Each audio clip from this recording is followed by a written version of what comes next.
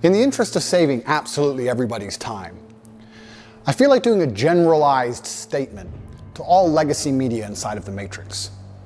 And I'm doing it to save their time and mine, as well as protect the minds of the masculine youth for the future. I want to make it very clear that the legacy media, which I enjoyed the company of today, have made a massive mistake and missed a chance to do some genuinely interesting journalism.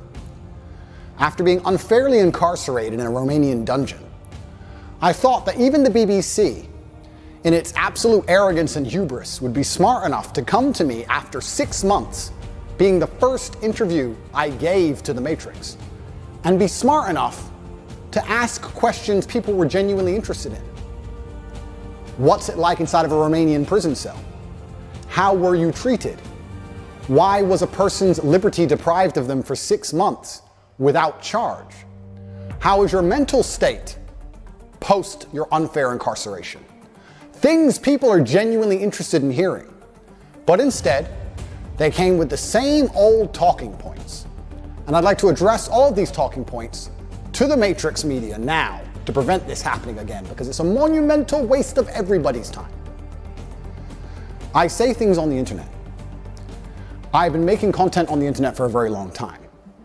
Finding a clip from 2016, 8 years ago, finding a 4-hour-long podcast from 2016, ignoring all context, ignoring everything positive I say about men and women and the world, and taking a single sentence and trying to pretend that's my entire worldview is not the bombshell you think it is.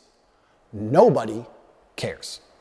Everybody understands what satire is. Everybody understands what a joke is. Everybody understands it's the internet. Everybody understands all of these things.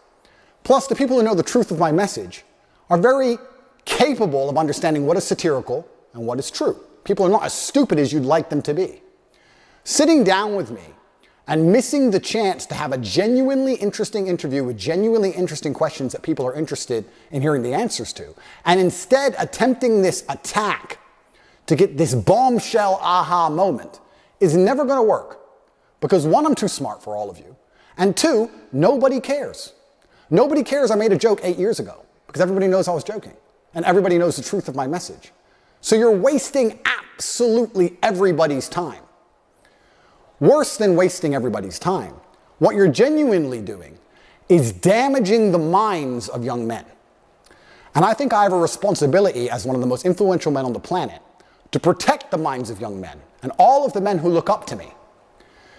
Nobody, no young man below the age of 30 has any interest in what the BBC or the legacy media say. They don't care and they don't watch it, unless I appear on there. So when I sit across from a reporter who says that having a nice car makes you a misogynist, it's disingenuous. You and also of financial success correct. with a Bugatti and a cigar, but it comes with a side order of misogyny. How does having a Bugatti and a cigar come with misogyny? Because it's all mixed together in what you teach. I find that to be extremely dangerous rhetoric. I find that to be extremist rhetoric.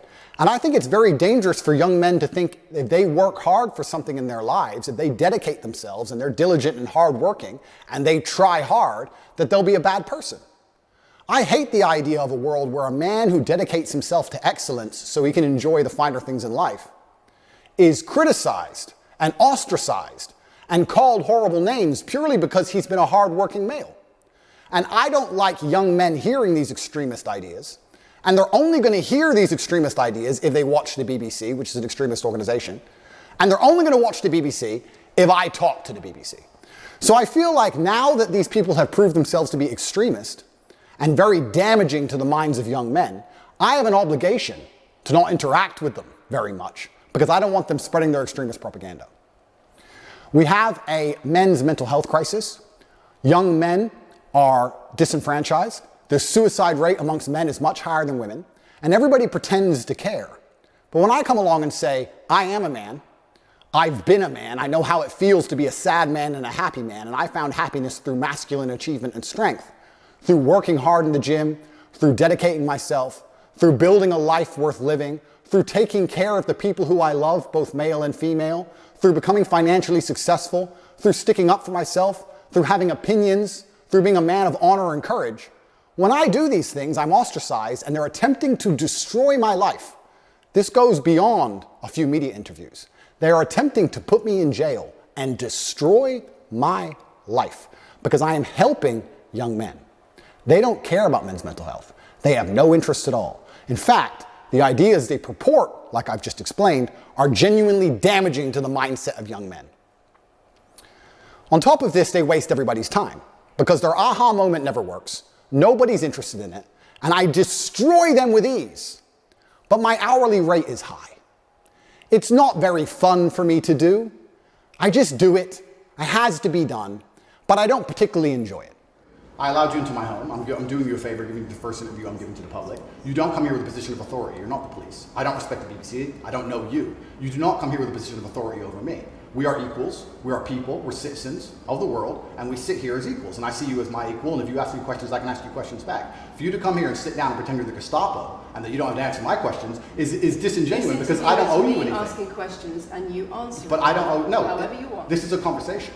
And I don't owe you any degree of authority over me. So let's make that clear. And that doesn't matter if you're a man or a woman or from the BBC or the CNN. I'm here to answer your questions and be honest with you and do you a favor. Great. And I'm doing you a favor. But you come here with loaded questions. You're trying to paint a narrative of me which is negative. I'm asking you about things you've said that people are concerned about. And that's fine. But you're not going to sit here and say you don't answer my questions because you're not above me. So, in the interest of spreading good and positivity in the world, which is my number one objective, I am making this clear to all legacy media outlets. I will no longer interact with you for free. Nobody cares that you lie about me and nobody cares what you say. You have destroyed all of your credibility in the last 4 years of constantly lying about everything. And continuing to lie about me will only destroy your credibility further. I have an organization called Tate Pledge, which you can see. Go to Cobratate.com and click at Tate Pledge, and you will see that I dedicate $25 million a year to feeding children, both male and female, in war-torn countries. I would like to think that even the legacy media can agree that feeding children in Sudan, or Turkish children after an earthquake, or Syrian children in refugee camps is a pretty positive thing to do for the world. In my last BBC interview, she tried to spin it and say that what I'm doing is somehow negative because I'm only doing it for myself. But this is the level of delusion these people operate under. Because some people would look at that and say, okay, so before you got money from attracting people to your website by making controversial comments, but that might have got you into trouble. And so now you're looking for a new market. You're looking for a new market of followers who are attracted by a different sort of persona. I've always done the charity work, so that is obviously incorrect. And I have proof that I've always done the charity work, so you're wrong. Tate Pledge is funded 100% by me. This is my personal money. But I believe if the legacy media is intent on spreading hate, intent on spreading extremist ideologies, which it seems they are, not only the extremist ideology that men shouldn't work hard, but also a bunch of other ones, which I don't need to mention because most thinking people understand what the legacy media is trying to purport on not only the population, but the young children of the world. And what they are trying to push is far more damaging than me saying you should go to the gym. Therefore, I no longer have any interest with interacting with the legacy media for free because I don't want their extremist views shown to young children without doing some good for the world. My fee from this point onwards is $50,000 and a box of chocolates. That is what it is going to cost you to speak to me. If you are from the Matrix, you will give me $50,000 in advance, which will be donated to Tate Pledge, which will be used to feed children in war-torn countries. And you will also bring a box of chocolates to my gate, which I will ingest as I listen to your Matrix propaganda and destroy you. Because I deserve chocolates if I have to put up with you. I am an extremely successful man, and my time is valuable. And you're wasting mine, yours, and everybody else's. So if you're going to come along with your extremist ideas, I would at least sleep better at night if you were feeding some poor, innocent children somewhere in the world. But you have no interest in doing any good for the earth. You're only interested in spreading hate, unlike me who wants to do good things. So, post my BBC interview, I've been contacted by the New York Times, CNN, the Clinton News Network, all of them. And they're all desperate to interview me because they understand the number of views it will get. I want to try now, I want to try now. And they all want to try a different version of the same aha moment. Not understanding because they're completely detached from reality, that it's not an aha moment and nobody cares. They're not interested, they're not smart enough to look at the board of the chessboard and say, this isn't going to work. Let's ask him questions people actually care about. They're not that smart. So if you want to waste your time and mine, that's what it's going to cost you. $50,000, I managed to procure meals at around 80 cents each, so we'll feed over 60,000 children for wasting an hour of my time, plus a box of chocolates. That is my fee from this point forward. I will still speak to non-matrix media outlets who are interested in the truth, interested in asking interesting questions that people want to hear the answers to. I will still be available to do my own podcasts and tell the truth. But as long as legacy media retain their reputation as peddlers of extremist ideology, I no longer have any interest in promoting them and making them relevant. It's better we allow them to become irrelevant, which they are doing, through their own dishonest actions. I will no longer interact with any of you for free ever again. So, to the 64 journalists who have emailed me so far since the BBC interview, do you have $50,000 in a box of chocolates?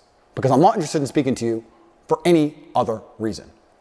I actually think I'm being quite kind only charging 50 grand. I should charge 200 grand, but I'm a nice man. And $50,000 will still feed a lot of children.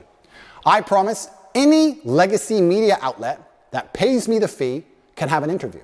And I also promise to provide full accounting and receipts to prove that that money goes directly to charity, to feeding children in war-torn countries. But I will no longer allow the matrix propaganda machine to infect the minds of innocent children by using my relevance to achieve interviews and get views they would never normally get to spread hateful propaganda. If you can't afford me, you're going to have to go back to just lying about me without speaking to me. Because God knows the truth, I know the truth, most of the world knows the truth, and I genuinely believe that Allah is the best of planners, and whatever happens to me, regardless of whether I am martyred, regardless of whether they put a bullet in my brain, I know what I have done is good for the world, and the things I will do will continue to be good for the world.